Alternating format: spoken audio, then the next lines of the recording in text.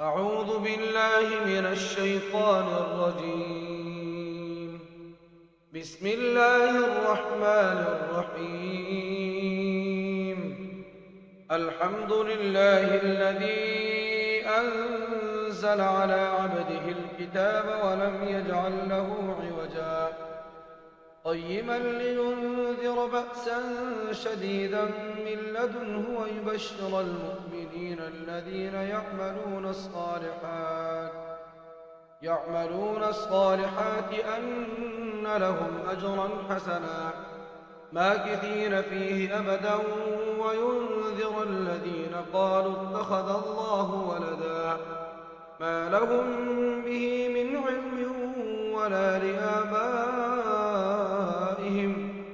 كبرت كلمة تخرج من أفواههم إن يقولون إلا كذبا فلعلك باخع نفسك على آثارهم إن لم يؤمنوا بهذا الحديث أسفا إنا جعلنا ما على الأرض زينة لها لنبلوهم أيهم أحسن عملا وإنا لجاعلون ما عليها صعيدا جرزا أم حسبت أن أصحاب الكهف والرقيم كانوا من آياتنا عجبا إذ أوى الفتية إلى الكهف فقالوا ربنا آتنا من لدنك رحمة وهيئ لنا من أمرنا رشدا فضربنا على آذانهم في الكهف سنين عددا ثم بعثناهم لنعلم أي الحزبين أحصى لما لبثوا أمدا نحن نقص عليك نبأهم بالحق إنهم فتية آمنوا بربهم وزدناهم هدى وربطنا على قلوبهم إذ قاموا فقالوا ربنا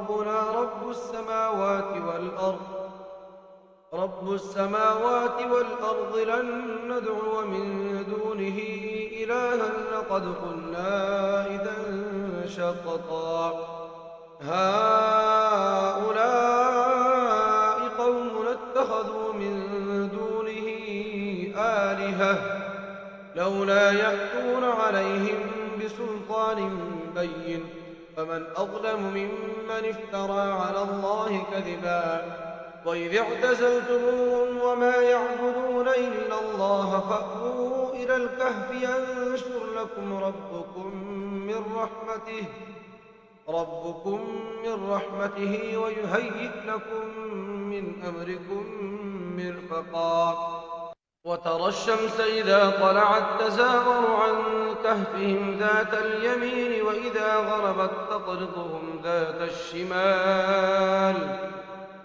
وإذا غربت تقرضهم ذات الشمال وهم في فجوة منه ذلك من آيات الله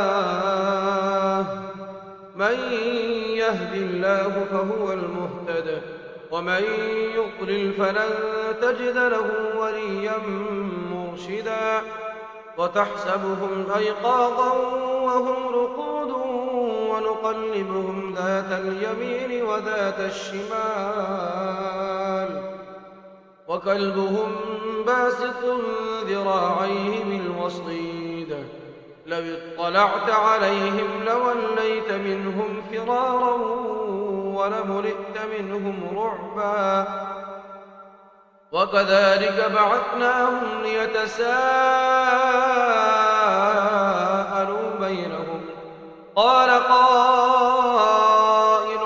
منهم كم لبثتم قالوا لبثنا يوما أو بعض يوم قالوا ربكم أعلم بما لبثتم فابعثوا أحدكم بورقكم هذه إلى المدينة فلينظر أيها أزكى طعاما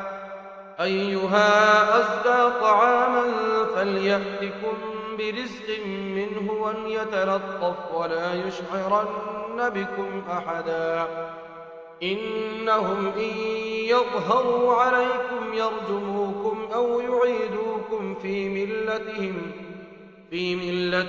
ولن تفلحوا إذا أبدا.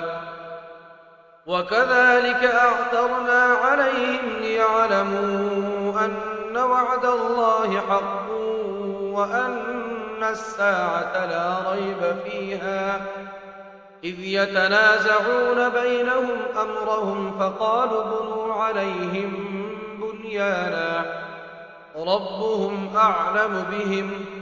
قال الذين غلبوا على أمرهم لنتخذن عليهم مسجدا.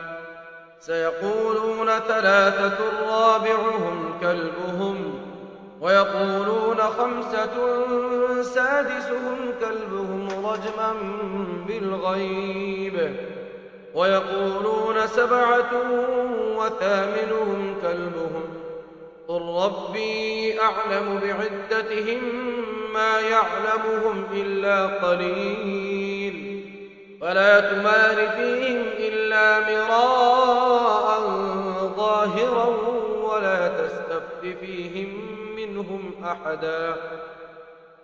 ولا تقولن لشيء إني فاعل ذلك غدا إلا أن يشاء الله. واذكر ربك إذا نسيت وقل عسى أن يهديني ربي لأقرب من هذا رشدا.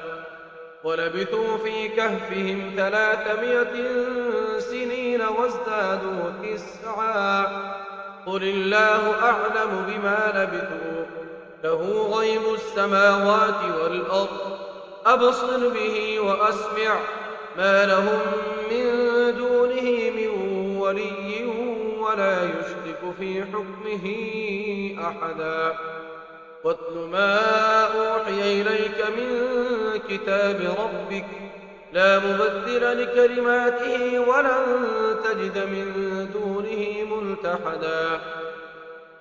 واصبر نفسك مع الذين يدعون ربهم بالغداة والعشي يريدون وجهه ولا تعد عيناك عنهم تريد زينة الحياة الدنيا ولا تطع من أغفلنا قلبه عن ذكرنا واتبع هواه وكان أمره فرطا.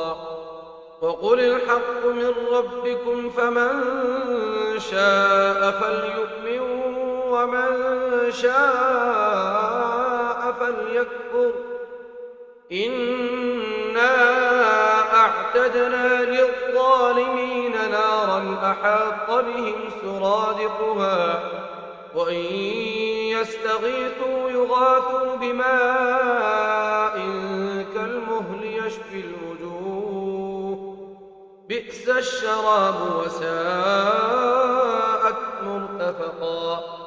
إن الذين آمنوا وعملوا الصالحات إنا لا نضيع أجر من أحسن عملا. أولئك لهم جنات عدن تجري من تحتهم الأنهار يحلون فيها من أسامر من ذهب ويلبسون ثيابا خضرا من سندس واستبرق متكئين فيها على الأرائك نعم الثواب وحسنت مرتفقا. واضرب لهم مثلا الرجلين جعلنا لأحدهما جنتين من أعناب وحففناهما بنخل وجعلنا بينهما زرعا كلتا الجنتين آتت أكلها ولم تظلم منه شيئا وفجرنا خلالهما نهرا وكان له ثمر فقال لصاحبه وهو يحاوره أنا أكثر منك مالا وأعز نفرا. ودخل جنته وهو ظالم لنفسه قال ما أظن أن تبيد هذه أبدا وما أظن الساعة قائمة ولئن رددت إلى ربي لأجدن خيرا منها منقلبا. قال له صاحبه وهو يحاوره أكفرت بالذي خلقك من تراب ثم من نطفة ثم سواك رجلا. لكن هو الله ربي ولا أشرك بربي أحدا. ولولا إذ دخلت جنتك قلت ما شاء الله لا قوة إلا بالله إن ترني أنا أقل منك مالا وولدا فعسى ربي أن يؤتيني خيرا من جنتك ويرسل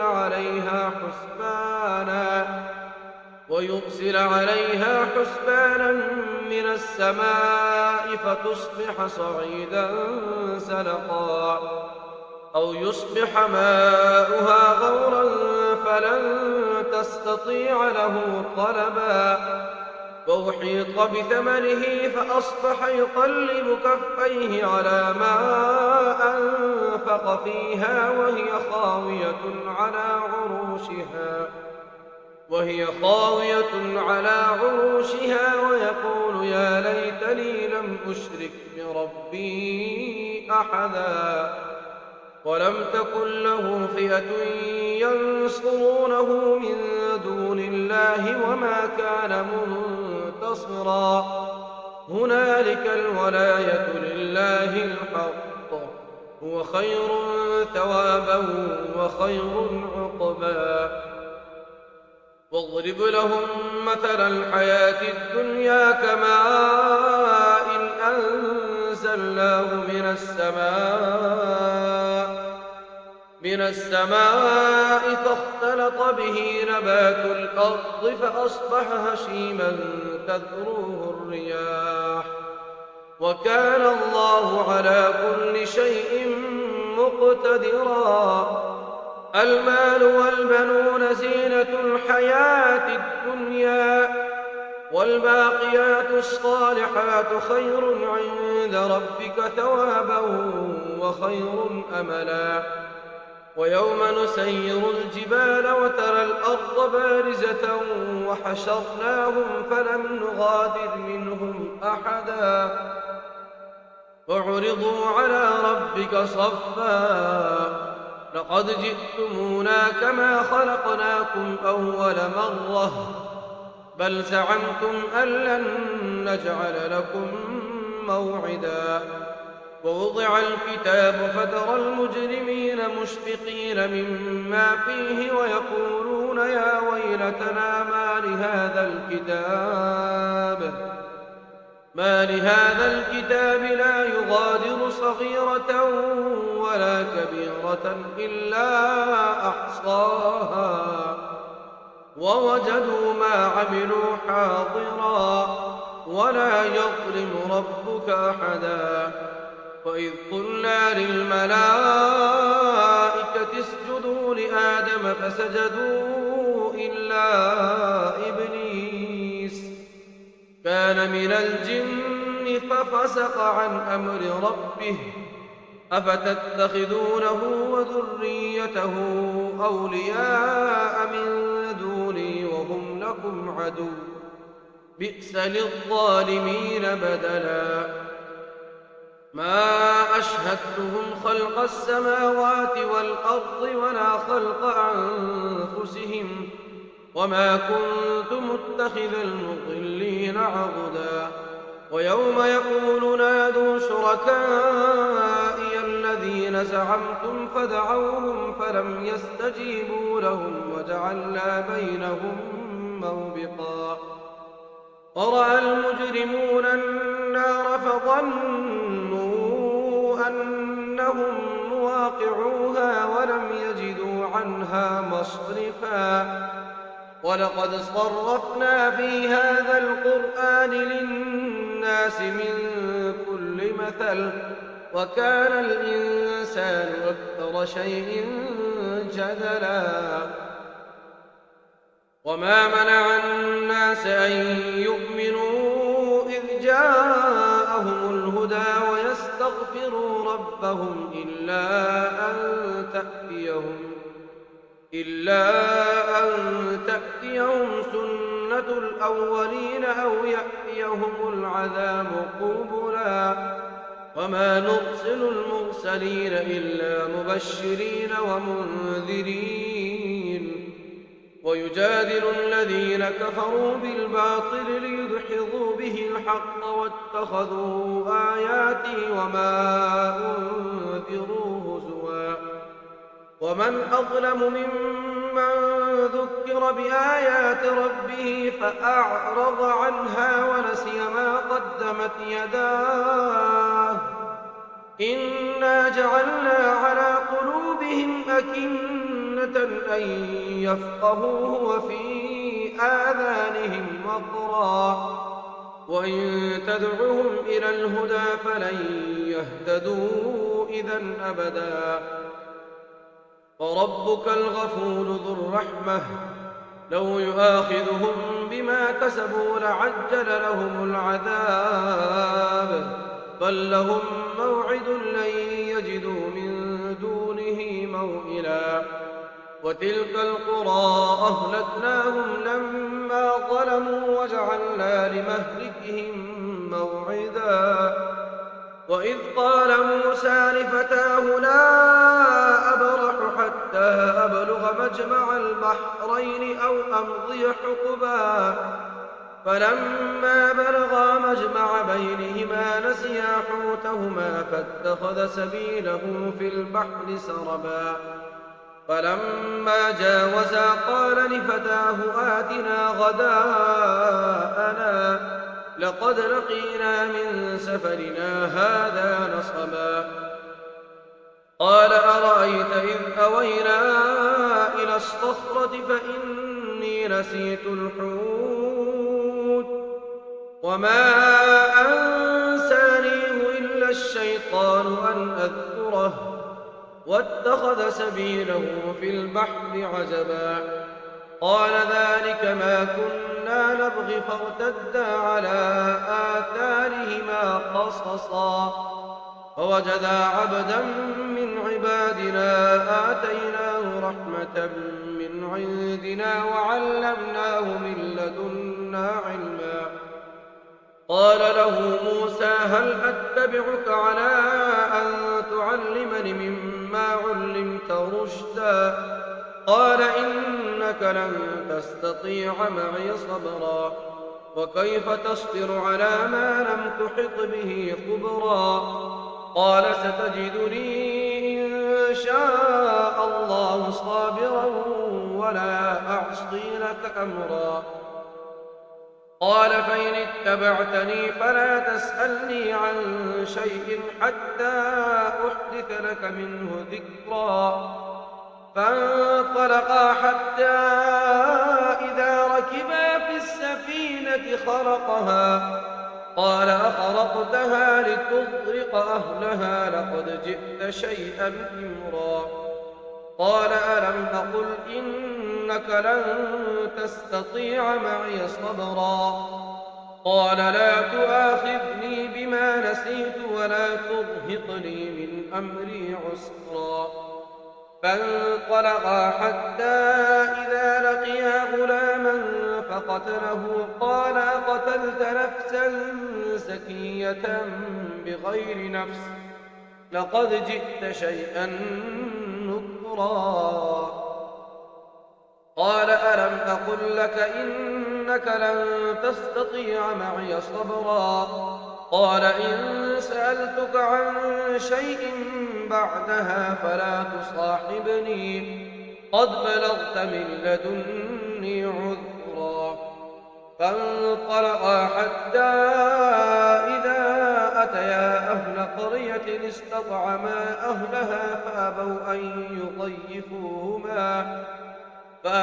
أن يضيفوهما فوجدا فيها جدارا يريد أن ينقض فأقامه قال لو شئت لاتخذت عليه أجرا.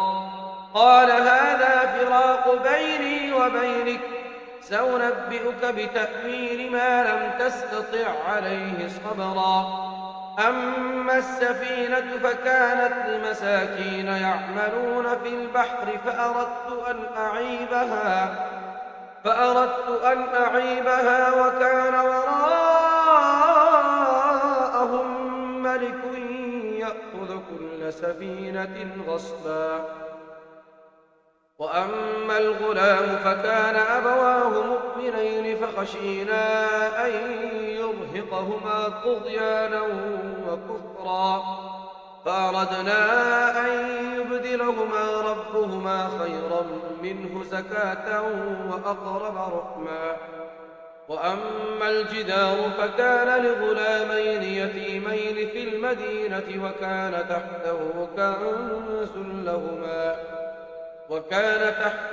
كنز لهما وكان أبوهما صالحا، فأراد ربك أن يبلغا أشدهما ويستخرجا كنزهما رحمة من ربك، وما فعلته عن أمري، ذلك تأويل ما لم تسطع عليه صبرا.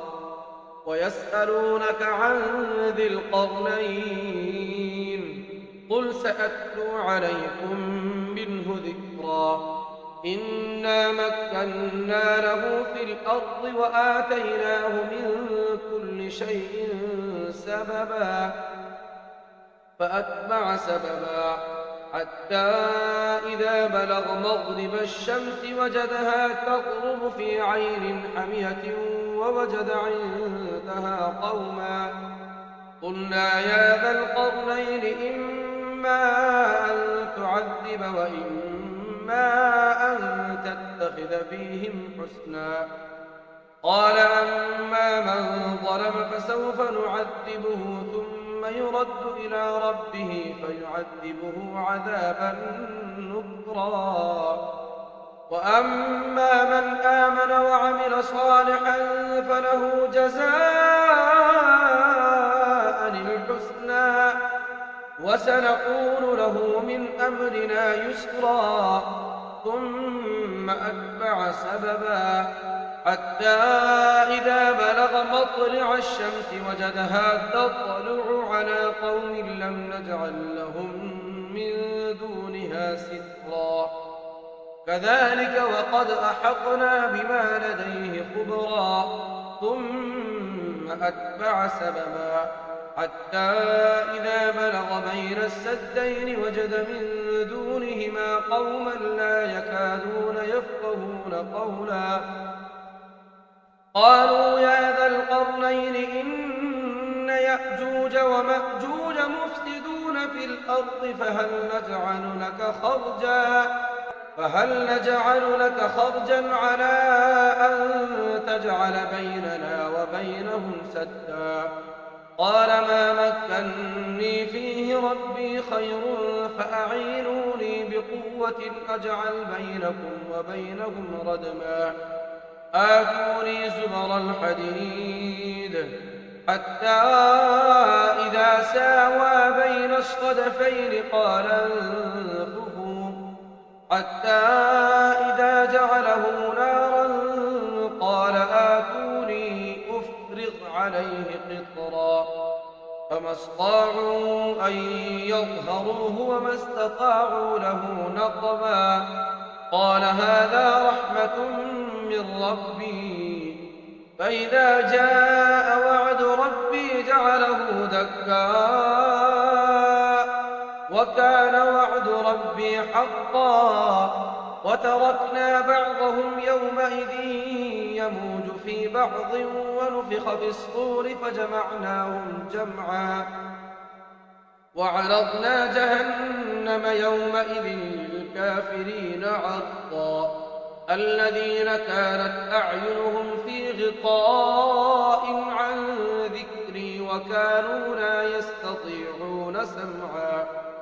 أفحسب الذين كفروا أن يتخذوا عبادي من دوني أولياء وأعتدنا جهنم للكافرين نزلا قل هل ننبئكم بالأخسرين أعمالا الذين ضل سعيهم في الحياة الدنيا وهم يحسبون أنهم يحسنون صنعا أولئك الذين كفروا بآيات ربهم ولقائه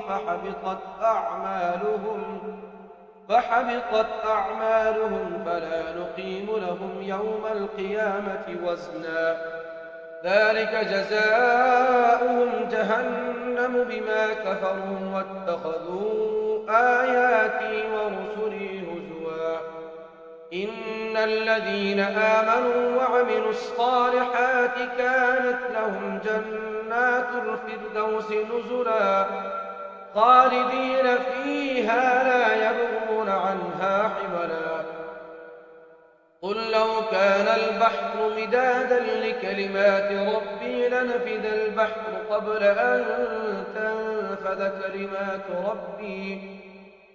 كلمات ربي ولو جئنا بمثله مددا قل إنما أنا بشر مثلكم يوحى إلي أنما إلهكم إله واحد فمن كان يرجو لقاء ربه فليعمل عملا